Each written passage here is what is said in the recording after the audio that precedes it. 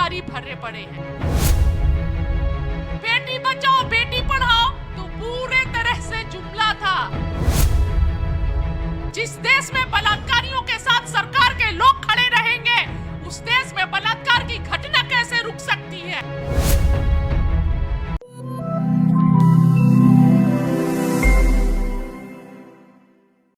नमस्कार, सत श्री अकाल। मंच पर बैठे सभी सम्मानित बुजुर्गों, वीर माओं, बहादुर बहनों और देशभक्त भाइयों को मेरा सत श्री अकाल। इस 3 काले कानून के खिलाफ हम सभी आंदोलन कर रहे हैं इकट्ठे होकर। परिस्थिति बहुत मुश्किल है, लेकिन कोई भी आंदोलन बिना मुश्किलों के नहीं हुआ है। हमारे देश को भी आजादी बहुत बलिदान देने के बाद और बहुत मुश्किलों का सामना करने के बाद मिला है। वो आंदोलन देश की आजादी की लड़ाई और वो आंदोलन ईस्ट इंडिया कंपनी के खिलाफ था, ब्रिटिश हुकूमत के खिलाफ था। और आज का ये आंदोलन ईस्ट इंडिया कंपनी, अडानी और अंबानी और मनुवादियों के खिलाफ है। यह विचारधारा की लड़ाई है।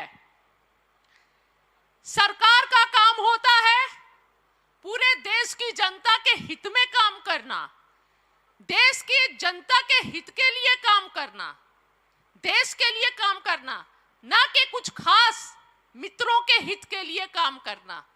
आज वही हो रहा है। देश की आम जनता के हितों से कोई मतलब नहीं है। मतलब है तो सिर्फ पूंजीपति मित्रों को और कैसे पूंजीपति बना दिया जाए।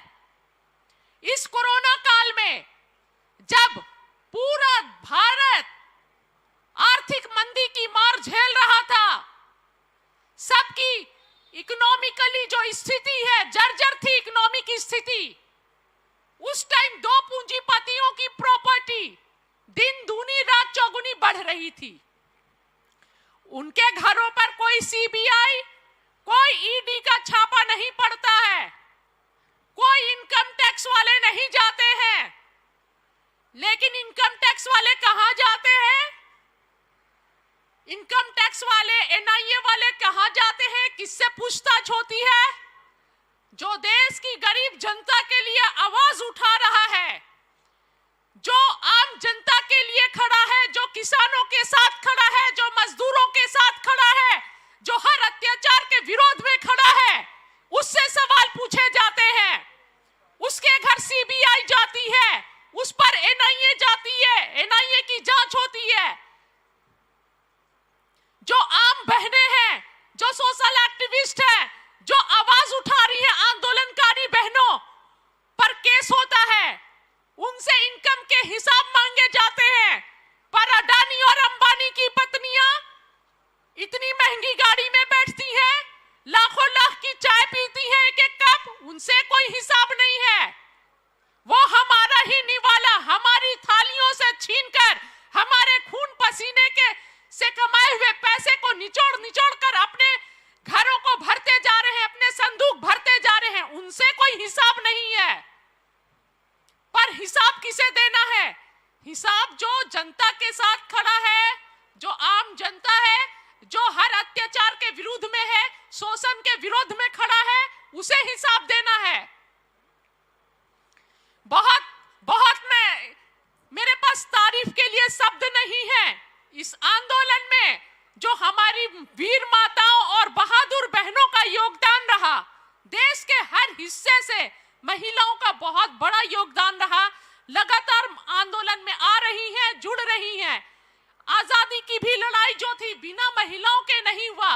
महिलाओं का योगदान बहुत बड़ा था। और यकीन मानिए, जहां पर महिलाएं हैं वहां पर भगवान और साक्षात ईश्वर भी आ जाता है, उतर जाता है, साथ देता है। ये तो हमारे भाइयों के लिए अच्छी बात है कि इस आंदोलन में हमारे भाई अकेले नहीं हैं, हमारे बुजुर्ग अकेले नहीं हैं। उनके साथ देश की महिलाएं हैं, 70, 80, 90 साल की बुजुर्ग महिलाएं हैं, बहनें हैं, और मैं ज़ेबा खान खुद आखिरी सांस तक आप सभी के साथ खड़ी हूं। सत श्री अकाल। आज देश में लगातार शोषण हो रहा है। कोई भी वर्ग हो, कोई भी तबका हो, कोई नहीं बोल सकता है कि कोई भी सुरक्षित है। कोई सुरक्षित नहीं है। 22 जवान शहीद हो जाते हैं परसों छत्तीसगढ़ के सुकमा में नक्सली हमले में, लेकिन प्रधानमंत्री जी, गृह मंत्री जी इलेक्शन कैंपेन में थे। प्रधानमंत्री जी बंगाल में जाकर 2 मई दीदी गई, एक महिला के विरोध में कैंपेन कर रहे हैं, पर उन्हें जो देश में जवान शहीद हुए हैं उनके लिए कोई संवेदनाएं नहीं है। उन जवानों के लिए जिनकी सुरक्षा, जिनके वजह से हम सुरक्षित हैं, हम अपने घरों में चैन की नींद सोते हैं, उन्हीं जवानों के वजह से, पर उन जवानों के लिए कोई संवेदनाएं नहीं है। आज देश में सरकार को न जवानों के लिए कोई संवेदनाएं है, न किसानों के लिए संवेदनाएं है, और न ही मजदूरों के लिए संवेदनाएं हैं। और बेटी बचाओ बेटी पढ़ाओ तो पूरे तरह से जुमला था। ना ही आज देश में बेटियां बच रही हैं, ना ही सुरक्षित है, ना ही पढ़ रही हैं। जब बेटियों की सुरक्षा की बात आती है तो बलात्कारियों के साथ तिरंगे झंडे निकाले जाते हैं। बलात्कारियों के सपोर्ट में, जिस देश में बलात्कारियों के साथ सरकार के लोग खड़े रहेंगे, उस देश में बलात्कार की घटना कैसे रुक सकती है? कभी नहीं रुक सकती है। कानून बनाना तो दूर की बात है, फांसी पर चढ़ाना तो दूर की बात है, बलात्कारियों के साथ सरकार के लोग खड़े हो जाते हैं, उनके सपोर्ट में तिरंगा यात्रा निकाली जाती है। तो हम उम्मीद किससे करें? क्योंकि पार्लियामेंट में तो खुद बलात्कारी भरे पड़े हैं।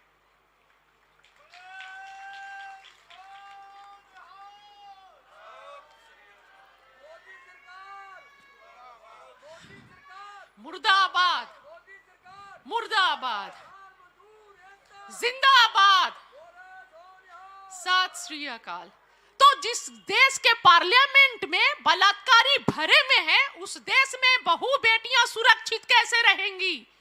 हाथरस की घटना होती है और बेचारी मनीषा वाल्मीकि जो दलित की बच्ची रहती है, उसके साथ इतना अन्याय होता है। उसके मरने के बाद उसका पार्थिव शरीर भी उसके माता पिता को नहीं मिलता है और अंतिम संस्कार मट्टी तेल डालकर कर दी जाती है। और उसके बाद से हद तो तब हो जाती है जब उस पर ही इल्जाम लगाया जाता है। तो ये हाल है, ये सुरक्षा की स्थिति है कि देश में कोई भी सुरक्षित नहीं है। और बेचारा अभी इलेक्शन हो रहा है, कहने के लिए तो लोकतंत्र है, लेकिन कहां लोकतंत्र है? जिस तरह बीजेपी के लीडर्स के गाड़ी से ईवीएम मिलता है असम में, कहने को इलेक्शन है, कहीं ना कहीं इलेक्शन कमीशन के तरफ भी प्रश्न चिन्ह जाता है।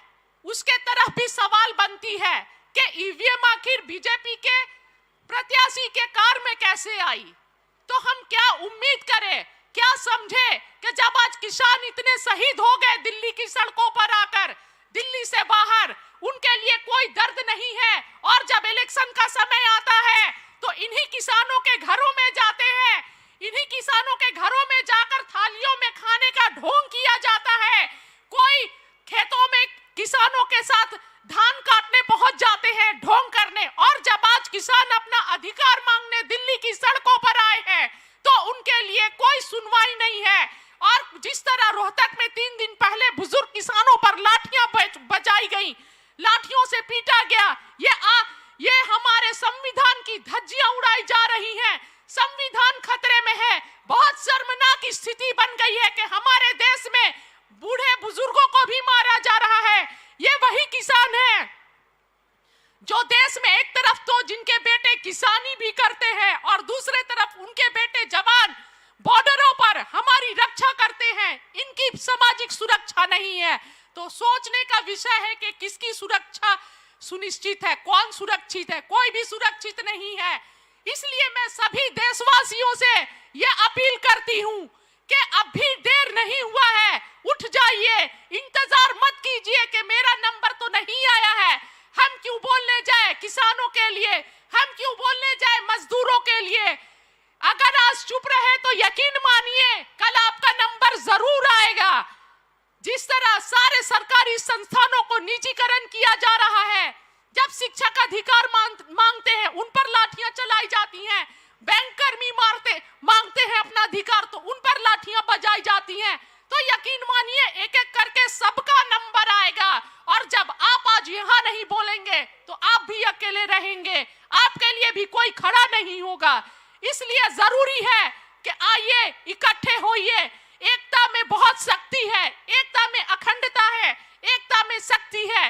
इस एकता की शक्ति से ही हम अपने अधिकारों को बचा सकते हैं, आने वाली नस्लों को गुलामी की जंजीरों से बचा सकते हैं। नहीं तो याद रखिए, सत श्री अकाल, ऐसी गुलामी की जंजीरों में हमें बांध दिया जाएगा कि हम चाहकर भी सदियों तक खुद को आजाद नहीं कर पाएंगे। अब भी समय है, जाग जाइए, आइए और इस आंदोलन को मजबूत कीजिए और जो भी है सभी को लाइए, जोड़िए और बताइए कि कैसे अधिकारों को बचाया जाए। ये आंदोलन सिर्फ किसानों का नहीं है, देश के हर आम जनता का आंदोलन है।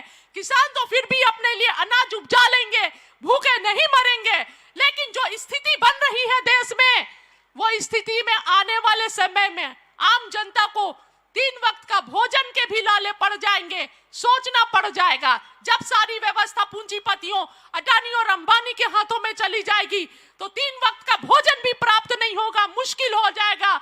जो हमारी जिंदगी है और आने वाली नस्लें सिर्फ गुलाम बनेंगी और बंधुआ मजदूर, और कुछ भी नहीं। देर ना हो जाए, इसलिए आइए और अपने अधिकार को मांगिए और लड़िए। धन्यवाद। इनकलाब जिंदाबाद, इनकलाब जिंदाबाद, इनकलाब जिंदाबाद, किसान मजदूर एकता जिंदाबाद, किसान मजदूर एकता, किसान मजदूर